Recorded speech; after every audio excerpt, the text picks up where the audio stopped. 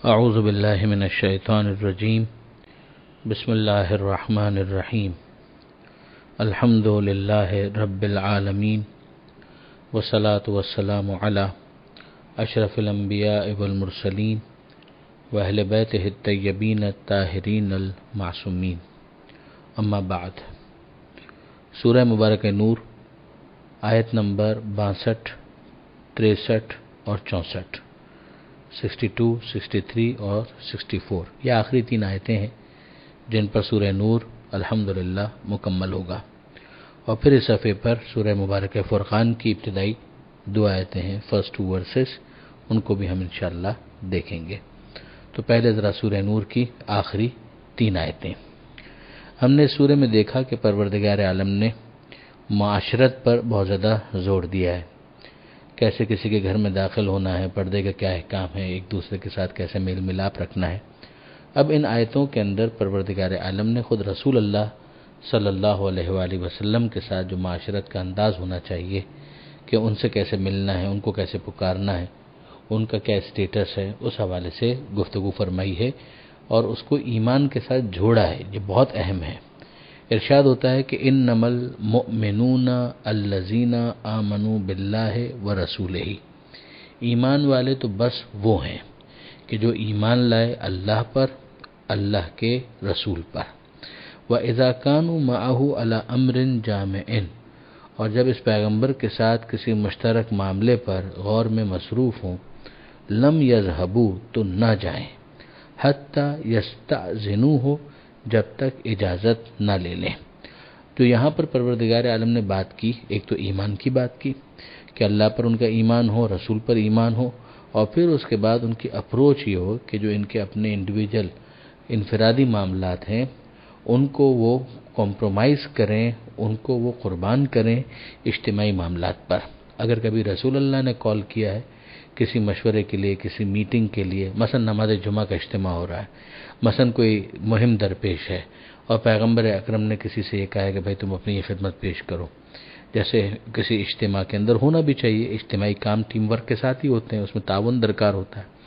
تو وہ معاملہ اگر پیغمبر اکرم اس کو چیئر کر رہے ہیں اور اس موقع پر کوئی شخص پیغمبر اکرم سے اجازت طلب کیے بغیر چلا جائے، تو اس کا مطلب یہ ہے کہ اس نے اپنے ذاتی معاملے کو اجتماعی معاملے کے اوپر فوقیت دی ہے۔ یہ اس کے ایمان کے دعوے کے خلاف ہے، یعنی اس کا ایمان جسٹیفائی ہوگا اس کے ایکشن سے، اور وہ اہم ترین ایکشن یہ ہوگا۔ پھر اس کے بعد پروردگار فرماتا ہے کہ ان الذین یستأذنوک، یقیناً وہ لوگ جو آپ سے اجازت طلب کرتے ہیں، اولئک الذین یؤمنون باللہ ورسولہ، یہ وہ لوگ ہیں کہ جو ایمان رکھتے ہیں اللہ پر اور اللہ کے رسول پر۔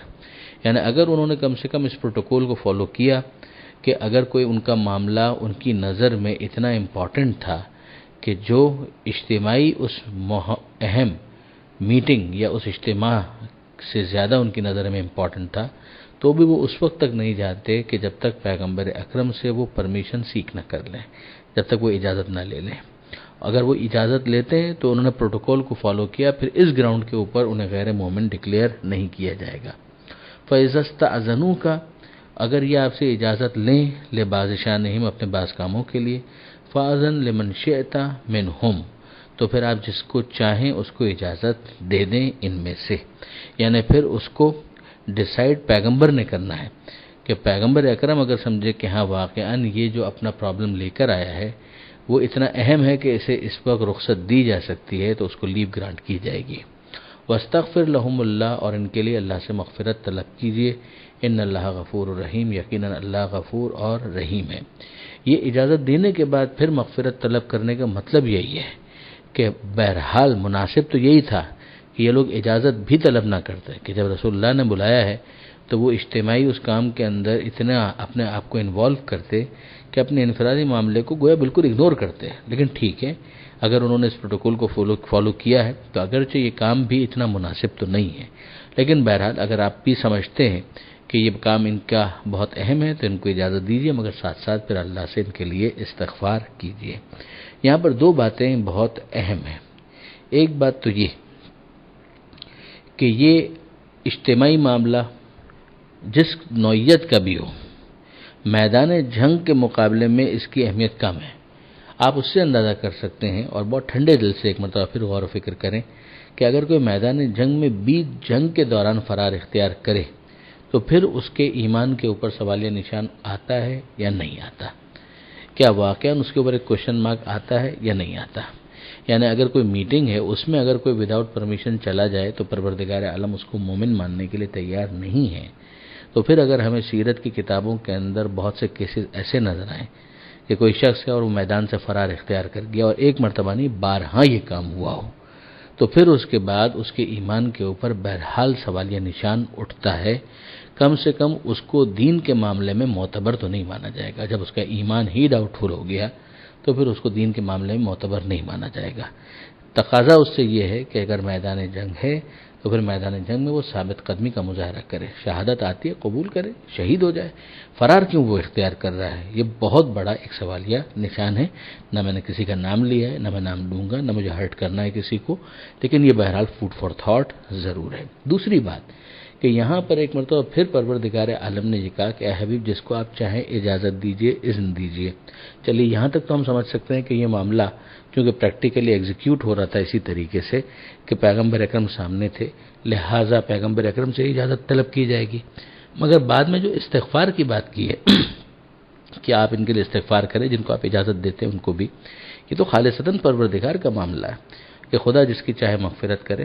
استغفار ان کو کرنا چاہیے، یہ پیغمبر اکرم درمیان میں کیوں استغفار کر رہے ہیں؟ یہاں سے ایک مرتبہ پھر ہمیں توسل اور شفاعت کی امپورٹنس کا اندازہ ہوتا ہے کہ پروردگار عالم نے اپنے حبیب کو شفیع قرار دیا ہے کہ وہ شفاعت کرنے والے ہیں، وسیلہ بنایا ہے پروردگار نے کہ جن کے لیے پیغمبر اکرم استغفار کریں، پھر پروردگار عالم اس استغفار کو اہمیت دیتا ہے اور اگنور نہیں کرتا۔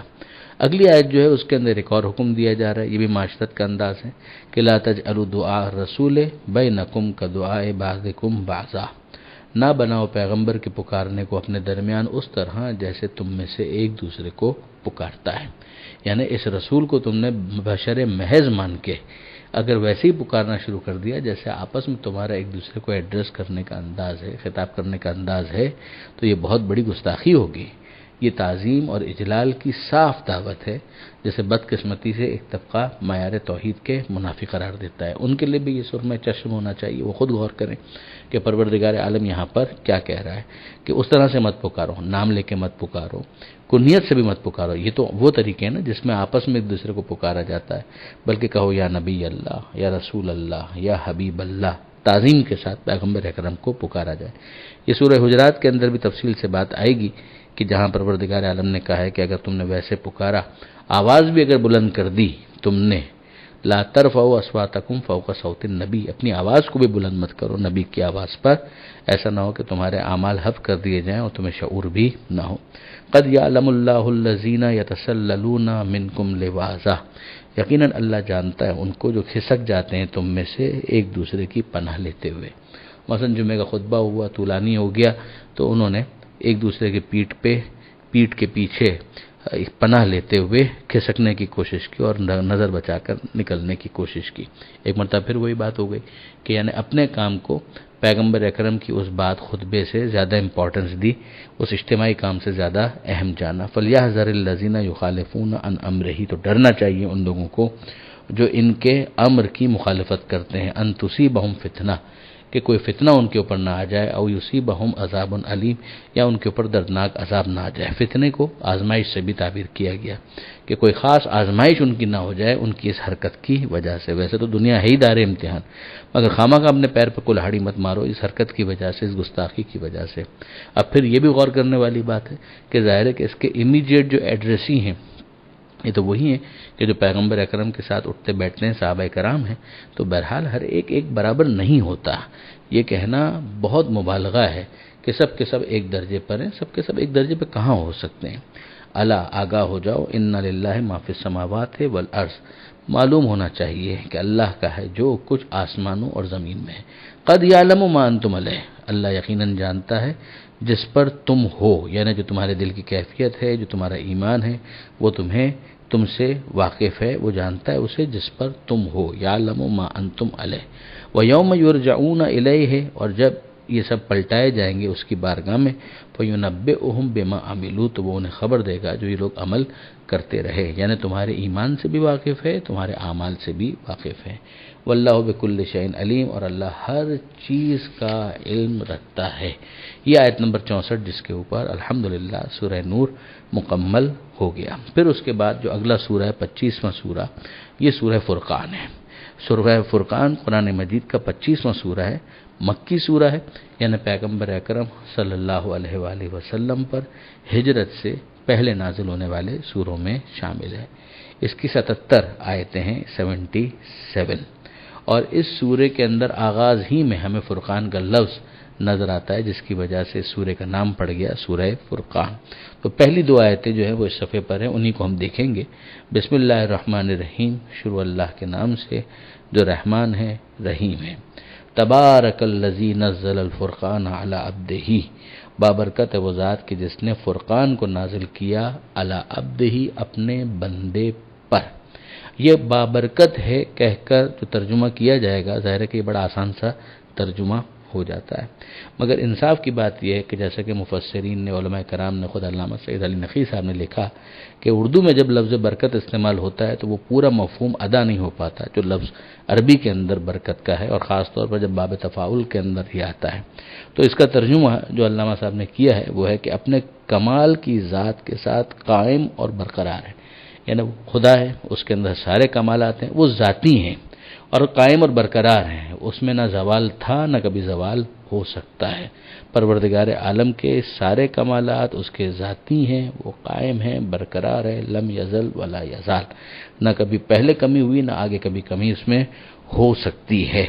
اس نے نازل کیا، اب اس کی برکتوں میں سے ایک برکت یہ ہے کہ اس نے نازل کیا کہ اس کو فرقان کو نازل کیا۔ یہ قرآن کے ناموں میں سے ایک نام ہے فرقان، یعنی وہ جس کے ذریعے سے فرق کیا جا سکے، ڈسٹنگوش کیا جا سکے۔ قرآن میزان ہے حق اور باطل کی، تو پروردگار نے یہ کس پر نازل کیا؟ علی عبدہ، اپنے عبد پر نازل کیا۔ یہ بڑا پیارا لفظ ہے، یہ پیاری صفت ہے پیغمبر اکرم صلی اللہ علیہ وآلہ وسلم کی۔ ہم دیکھ چکے ہیں کہ جب معراج کا بھی ذکر آیا تو سورہ بنی اسرائیل میں آغاز میں آیا کہ سبحان الذی اسریٰ بعبدہ، بے عیب ہے وہ ذات جو لے گئی اپنے عبد کو۔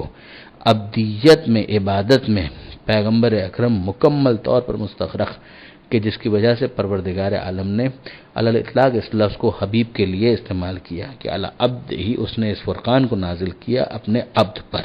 نہ یہ کسی بندے کا کلام ہے، نہ کسی جماعت کا کلام ہے، یہ خالق کا کلام ہے، اور وہ خالق کہ جو بابرکت ہے، جس کے کمالات ذاتی ہیں، اس نے اس کلام کو، اس فرقان کو نازل کیا علی عبد ہی، اپنے عبد پر، اپنے بندے پر۔ لِيَكُونَ لِلْعَالَمِينَ نَذِيرًا، تاکہ وہ عالمین کے لیے نذیر بن سکے، جگانے والا، ڈرانے والا، تنبیہ کرنے والا، وارننگ دینے والا بن سکے۔ وہ خدا جو رب العالمین ہے، اس نے رحمت للعالمین بنایا اپنے حبیب کو، اور یہاں اعلان ہو گیا کہ لِيَكُونَ لِلْعَالَمِينَ نَذِيرًا، تاکہ وہ عالمین کے لیے نذیر بن سکے۔ الذی لہ ملک السماوات والارض، وہی خدا کہ جس کے لیے آسمانوں اور زمین کا ملک اور اقتدار ہے۔ ولم یتخذ ولدا، اس نے کسی کو اپنا بیٹا نہیں بنایا۔ ولم یکن لہ شریک فی الملک، نہ اس کا کوئی شریک ہے اس کے ملک اور اقتدار میں۔ وخلق کل شیء، اس نے ہر چیز کو پیدا کیا۔ فقدرہ تقدیرا، اور پیدا کرنے کے بعد اس کا پورے طور پر پیمانہ مقرر کیا، کیا مقدار ہونی چاہیے، کیا اس کا ناپ ہونا چاہیے، کیا اس کے اندر تناسب ہونا چاہیے، وہ تمام تر چیزیں خلقت کے ساتھ پروردگار عالم نے اپنے ذمے پر رکھی ہے۔ یہاں اس آیت کے اندر ہم نے دیکھا جو پہلی دو آیتیں ہیں ان میں پروردگار عالم نے اپنی 7 صفات بیان کی ہیں اور پیغمبر اکرم کی 2 صفات بیان کی ہیں۔